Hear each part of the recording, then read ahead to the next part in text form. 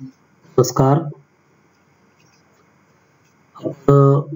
आपल्या याच्यापूर्वीच्या ज्या तासिका झाल्या या तासिकांना आपण सहकार या विषयाचा परिचय करून घेतला. अगदी थोडक्यात आपण परिचय केला. त्यानंतर आपण आपल्या सहकार विषयातील जी प्रकरणं आहेत, सहकार विषयाचा जो अभ्यासक्रम आहे, या अभ्यासक्रमाचा तुम्हाला मी परिचय करून दिला, ओळख करून दिली. आपल्या अभ्यासक्रमामध्ये 10 प्रकरणं आहेत. कोविड-19 मुळे या प्रकरणातील काही जो भाग आहे हा परीक्षेच्या दृष्टीने वगळलेला आहे.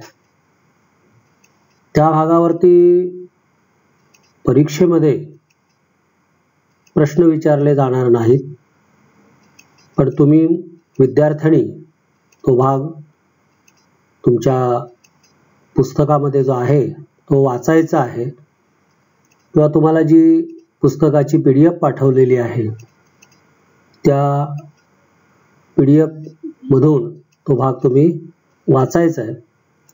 आणि समजा तुम्हाला काही गोष्टी त्याच्यातल्या समजल्या नाहीत तर तुम्ही शिक्षकांना म्हणजे मला त्या संदर्भामध्ये विचारू शकता. मी आपल्या शंकांचं निरसन करीन किंवा तो भाग तुम्हाला समजून देईन. आज आपण आपल्या विषयातील पहिलं जे प्रकरण आहे, सहकार, अर्थ, इतिहास, वैशिष्ट्ये आणि महत्त्व या प्रकरणाचा अभ्यास करणार आहोत. आजच्या तासिकेला आपण सहकाराचा अर्थ, सहकार म्हणजे काय, सहकाराच्या ज्या व्याख्या आहेत त्या व्याख्यांचा आपण अभ्यास करणार आहोत. सहकार, सहकार हा मराठी शब्द आहे. ठीक आहे, मी तुम्हाला सांगण्याची गरज नाही, हा मराठी शब्द आहे. पण या मराठी शब्दाला कोऑपरेशन हा इंग्रजी शब्द आहे. म्हणजे सहकार या मराठी शब्दाला इंग्रजीमध्ये जो प्रतिशब्द आहे तो कोऑपरेशन. सहकार या शब्दाला इंग्लिशमध्ये कोऑपरेशन म्हणतात. पण इथं बघा, कोऑपरेशन या शब्दाचं जे स्पेलिंग आहे COOPERATION, कोऑपरेशन, पण हा शब्द लिहिताना CO यानंतर डॅश केलेला आहे आणि त्याच्यानंतर मग ऑपरेशन हा शब्द लिहिलेला आहे. तर CO डॅश ऑपरेशन असं विषयाचं नाव लिहित असताना इंग्लिशमध्ये ज्यावेळी तुम्ही नाव लिहाल त्यावेळी तुम्ही हे असं नाव लिहिलं पाहिजे. COOPERATION असं सलग लिहायचं नाही, तर CO काढून झाल्यानंतर, CO लिहिल्यानंतर डॅश काढायचा आणि पुढे OPERATION असं लिहायचं. बऱ्याचदा विद्यार्थी हे लिहिताना चुकतात. त्यामुळं कोऑपरेशन या शब्दाचं इंग्लिश जे स्पेलिंग आहे ते अशा पद्धतीनं तुम्ही लिहायचं. हे फक्त तुमच्या माहितीसाठी सांगितलं, कारण ज्या विषयाचा आपण अभ्यास करतो, ज्या विषयाचा आपण अभ्यास केलेला असतो, तर त्याचं मराठीमध्ये त्या विषयाचं नाव, त्याचं इंग्रजीमध्ये असणारं नाव हे आपल्याला माहीत पाहिजे. बऱ्याचदा आपण विषय अभ्यासलेला असतो आणि त्याचं स्पेलिंग आपण इंग्लिशमध्ये लिहितो, मराठीमध्ये न लिहिता इंग्लिशमध्ये लिहितो आणि इंग्लिशमध्ये लिहिल्यानंतर ते चुकीचं लिहितो, असं होतं. त्यामुळं तुम्हाला या स्पेलिंगमध्ये जी गंमत आहे किंवा स्पेलिंग लिहिण्याची जी पद्धत आहे ती अशी आहे, ही गोष्ट मी तुम्हाला आवर्जून सांगितलेली आहे. तर अशा पद्धतीनं कोऑपरेशन हे स्पेलिंग तुम्ही लिहायचं आहे आणि मला विश्वास आहे की तुम्ही ते तसं लिहाल. तो कोऑपरेशन शब्द आहे, इंग्रजीमध्ये हा कोऑपरेशन शब्द जो तयार झाला तो लॅटिन शब्द कोऑपररी, या कोऑपररी या शब्दापासून तो तयार झाला. म्हणजे कोऑपररी या शब्दाचं ते कोऑपरेशन हे इंग्लिशमध्ये असणारं रूपांतर आहे. ही गोष्ट एक लक्षात ठेवा. परीक्षेच्या दृष्टीनं वस्तुनिष्ठ प्रश्नामध्ये हे विचारलं जातं की कोऑपरेशन हा शब्द टिंब या लॅटिन शब्दापासून बनलेला आहे. तर कोऑपररी या लॅटिन शब्दापासून बनलेला किंवा कोऑपररी या टिंब भाषेतील शब्दापासून कोऑपरेशन हा इंग्रजी शब्द तयार झाला. तर त्याचं उत्तर लॅटिन या भाषेतील असं तुम्हाला लिहायचं आहे. बघा ऑपररी, बघा त्यानंतर डॅश आहे आणि पुढे ऑपररी शब्द आहे आणि लॅटिन भाषेतून तो आल्यामुळे कोऑपरेशन शब्द लॅटिन भाषेतील कोऑपररी या शब्दापासून तो तयार झालेला असल्यामुळे ते इंग्लिशमध्ये स्पेलिंग तसंच केलंय बघा. को डॅश ऑपररी, कोऑपरेशन, को डॅश ऑपरेशन. तर को हा एक शब्द आहे आणि ऑपररी हा वेगळा शब्द आहे. दोन शब्द एकत्र केलेले आहेत कोऑपरेशन या शब्दाचं स्पेलिंग तयार करताना.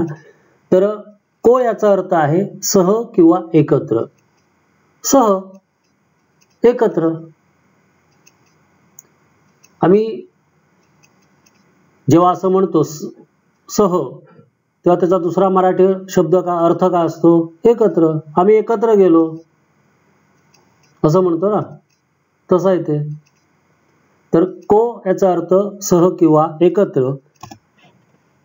जो ऑपररी शब्द आहे ना त्याचा अर्थ आहे कार्य करणे. को म्हणजे सह किंवा एकत्र आणि ऑपररी म्हणजे कार्य करणे. यावरून ऑपररी या शब्दांचा अर्थ काय होतो? एकत्र येऊन काम करणे. एकत्र येऊन एखादं काम करणे त्याला म्हणायचं कोऑपररी. एकत्र येऊन एकमेकांच्या गरजांची पूर्तता करणे, परस्परांच्या गरजांची पूर्तता करणे. एकत्र यायचं कशासाठी? तर परस्परांच्या गरजांची पूर्तता करण्यासाठी एकत्र यायचं. आणि परस्परांच्या गरजांची पूर्तता करण्यासाठी एकत्र येणं म्हणजे सहकार. एकमेकाला सहाय्य करणे, एकमेका सहाय्य करू अवघे धरू सुपंथ म्हणजे सहकार. सहकाराचं ब्रीद वाक्य आहे.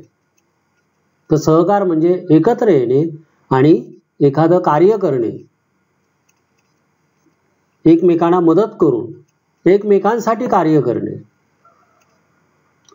असा हा सहकार या शब्दाचा अर्थ आहे. आता माणूस आहे त्या माणसामध्ये सहकार्य करण्याची जी वृत्ती आहे, सहकाराची जी प्रवृत्ती आहे, ही तुम्हाला मी मागच्या तासिकेला सांगितलं, ही त्याच्या जन्मापासून त्याच्याबरोबर असते.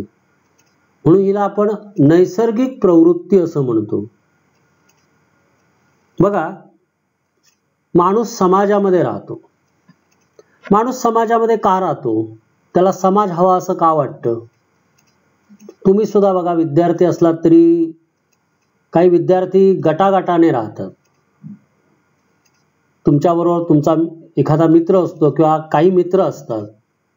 मुलींच्या सोबत त्यांच्या काही मैत्रिणी असतात किंवा तुम्ही ज्या भागामध्ये ज्या गावामध्ये राहतात त्या वाडीमध्ये राहता, तो एक समाज असतो.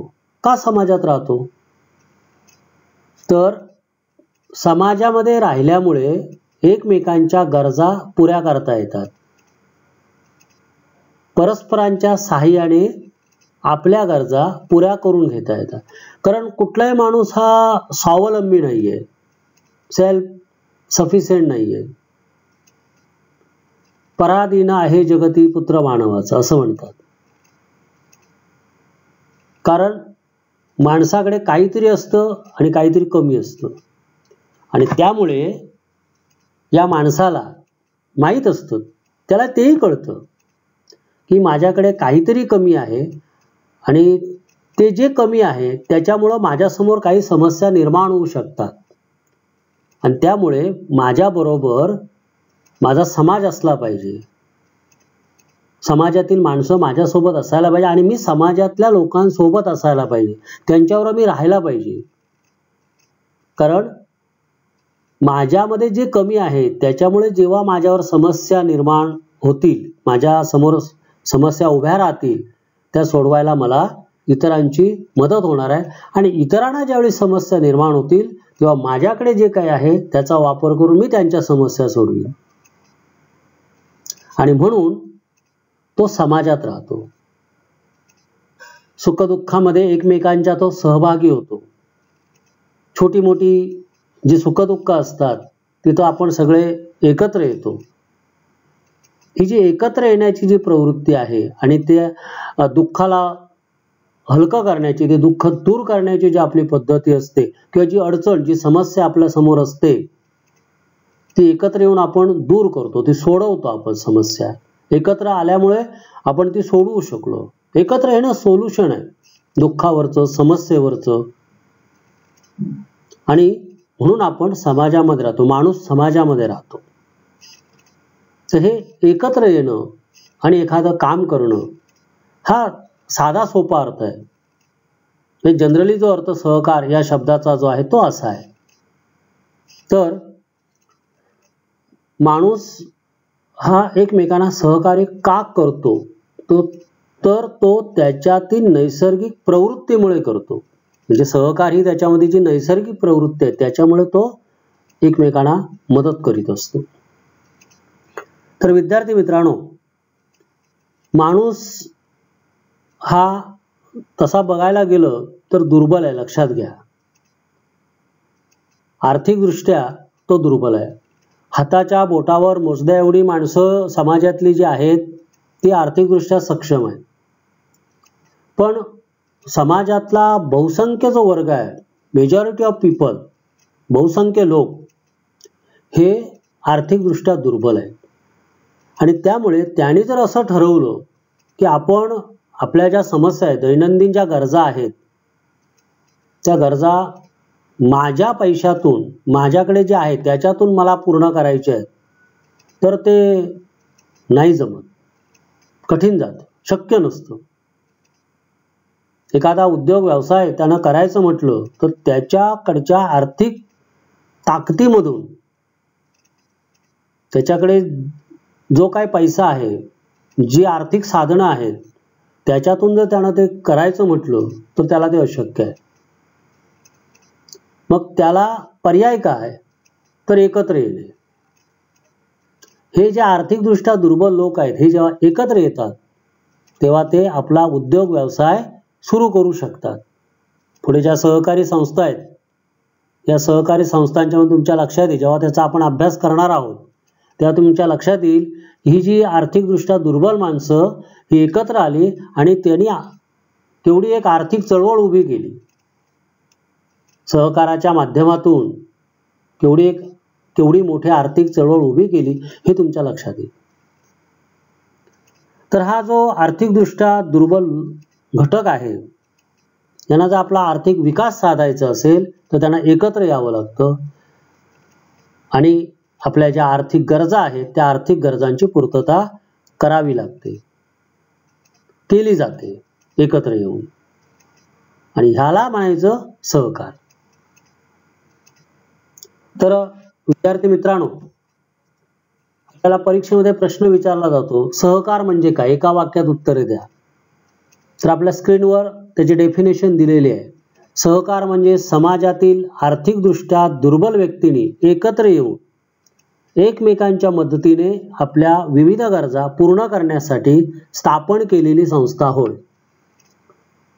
आता मी तुम्हाला सांगितलं की सहकार म्हणजे एकत्र येणे, हा सर्वसाधारण अर्थ झाला.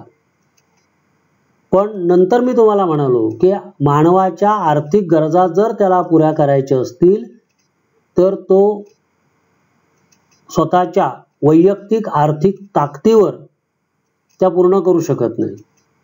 बऱ्याच लोकांना ते अशक्य आहे.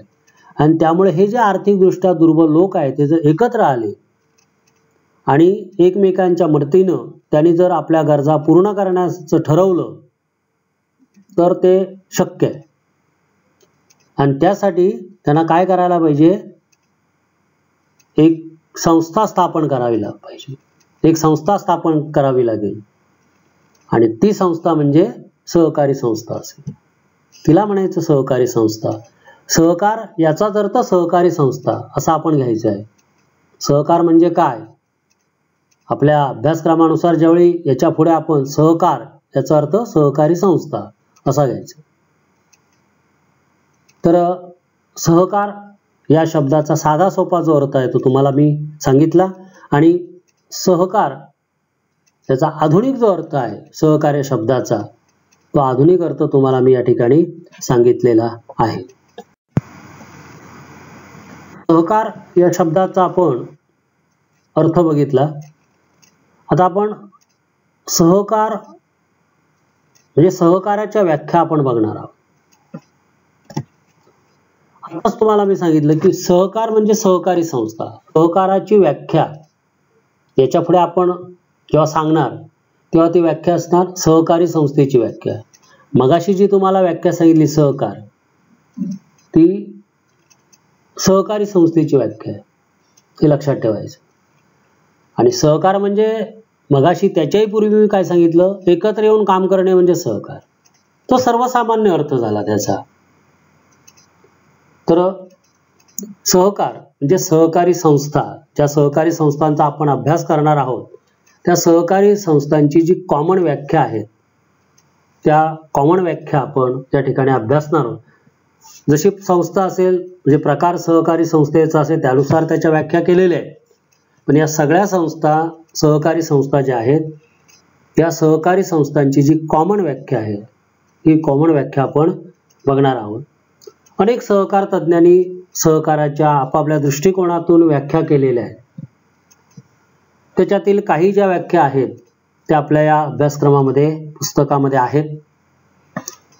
आपण त्या ज्या व्याख्या आहेत त्या व्याख्या बघू. आपल्या पुस्तकामध्ये पहिली जी व्याख्या आहे ती एच कॅल्व्हर्ट यांची व्याख्या. इथं कॅल्व्हर्ट असं लिहिलं तर आम्ही कल्व्हर्ट असं म्हटलं तरी चालतं. तर एच कॅल्व्हर्ट यांची व्याख्या काय सांगतात, सहकार म्हणजे सहकारी संस्था कशाला म्हणायचं असं एच कल्व्हर्ट सांगतात. तर बघा, मानवी भूमिकेतून व्यक्तींनी स्वेच्छेने एकत्र येऊन आपल्या आर्थिक हिताच्या वृद्धीसाठी समानतेच्या तत्वावर स्थापन केलेली संघटना म्हणजे सहकारी संस्था होय. बघा, व्यक्ती एकत्र येतात. सहकार म्हणजे काय, एकत्र येणे. कशासाठी, आर्थिक हिताच्या वृद्धीसाठी. मग अशी मी म्हटलं की आर्थिकदृष्ट्या दुर्बल लोक एकत्र येतात आपल्या आर्थिक विकासासाठी, आपल्या आर्थिक गरजा भागवण्यासाठी. एच कल्व्हर्टने तेच सांगितलं. व्यक्ती स्वेच्छेने एकत्र येतात आणि एकत्र येऊन काय करतात तर आपल्या आर्थिक हिताच्या वृद्धीसाठी संस्था स्थापन करतात. समानतेच्या तत्वावरती स्थापन वगैरे केली जाते. या सगळ्या समानतेचं तत्व वगैरे जे आहे ना ते आपण सहकारी संस्थांची जी वैशिष्ट्ये आहेत त्या वैशिष्ट्यांच्या मध्ये आपण बघणार आहोत.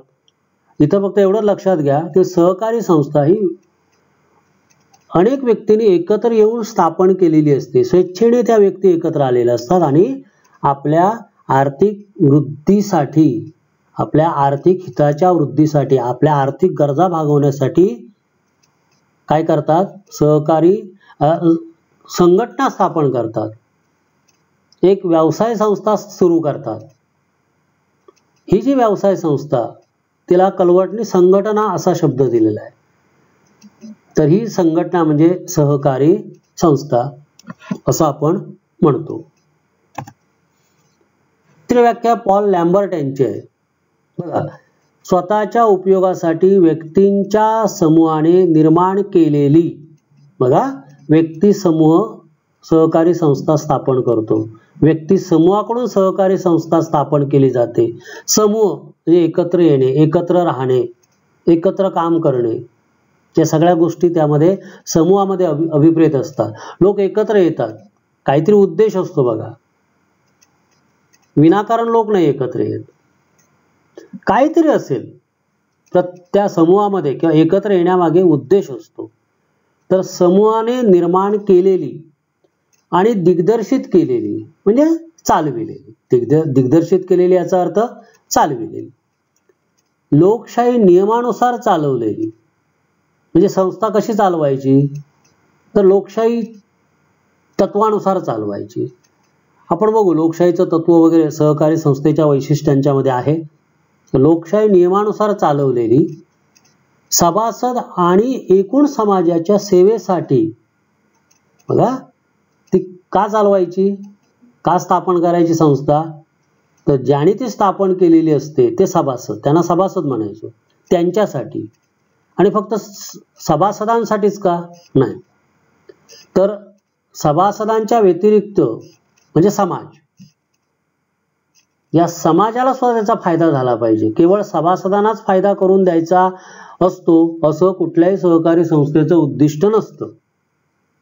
तर सभासदांच्या कल्याणाचा उद्देश असतोच, पण त्यापेक्षा समाजाचा सुद्धा विचार सहकारी संस्था स्थापन करताना करण्यात आलेला असतो. आणि म्हणून इथं म्हटलंय सभासद आणि एकूण समाजाच्या सेवेसाठी स्थापन झालेली व्यवहार संस्था म्हणजे सहकारी संस्था. ओके. आता तिसरी जी व्याख्या आहे ती श्री वैकुंठलाल मेहता, हे आमच्या भारतीय सहकारी चळवळीचे जनक म्हणून ओळखले जातात. भारतामध्ये सहकारी चळवळीची जी सुरुवात झाली त्या सहकारी चळवळीच्या सुरुवातीमध्ये किंवा सहकारी चळवळीच्या आपण त्याला निर्मितीमध्ये वैकुंठलाल मेहता यांचं योगदान फार मोठं आहे. पुढे अभ्यासामध्ये त्यांचा उल्लेख येईलच. तर वैकुंठलाल मेहता सहकारी संस्थेची व्याख्या कशी करतात, तर समान गरजा असलेल्या व्यक्तींनी एकत्र येऊन आपल्या समान आर्थिक उद्दिष्टांच्या पूर्ततेसाठी स्वेच्छेने स्थापन केलेली संघटना किंवा केलेला संघटन प्रकार म्हणजे सहकारी संस्था होय. म्हणजे सहकारी संस्था ही कुणाकडून स्थापन केली जाते, तर समान गरजा असलेल्या व्यक्तींकडून स्थापन केली जाते. सहकारी संस्था स्थापन करणाऱ्या व्यक्तींची गरज ही समान असावी लागते. आपण वैशिष्ट्यांच्या मध्ये ते बघू. आणि हे लोक संस्था स्थापन करून करतात काय, तर सभासदांचे आर्थिक उद्दिष्ट जे आहेत ती पूर्ण करतात. आर्थिक उद्दिष्टांच्या पूर्ततेसाठी म्हणजे आर्थिक गरजांच्या पूर्ततेसाठी या संस्था सुरू केल्या जातात. पण या ज्या संस्था आहेत या स्वेच्छेने सुरू केलेल्या असतात. हा महत्त्वाचा भाग आहे त्याच्यामध्ये. तर स्वेच्छेने संस्था सुरू केल्या जातात किंवा सहकारी संस्था ही ऐच्छिक संघटना असं सहकारी संस्थेचं वैशिष्ट्य आहे. आपण सहकारी संस्थेच्या वैशिष्ट्यामध्ये ते अधिक सविस्तर आपण बघू. तर समान गरजा असलेल्या व्यक्तींनी आपल्या समान आर्थिक उद्दिष्टांच्या पूर्ततेसाठी स्वेच्छेने स्थापन केलेला जो संघटन प्रकार म्हणजे संघटन प्रकार व्यवसाय संघटना, जी व्यवसाय संघटना सुरू केलेली असते त्याला म्हणायचं सहकारी संस्था. चौथी व्याख्या आपला भारतीय सहकारी कायदा 1912चा जो आहे त्या 1912च्या कायद्यामध्ये सहकारी संस्थेची व्याख्या केलेली आहे. सहकारी तत्वांना अनुसरून आपल्या सभासदांचे आर्थिक हितसंबंध वृद्धिंगत करण्याचे ज्या संस्थेचे उद्दिष्ट असते तिला सहकारी संस्था असे म्हणतात. तर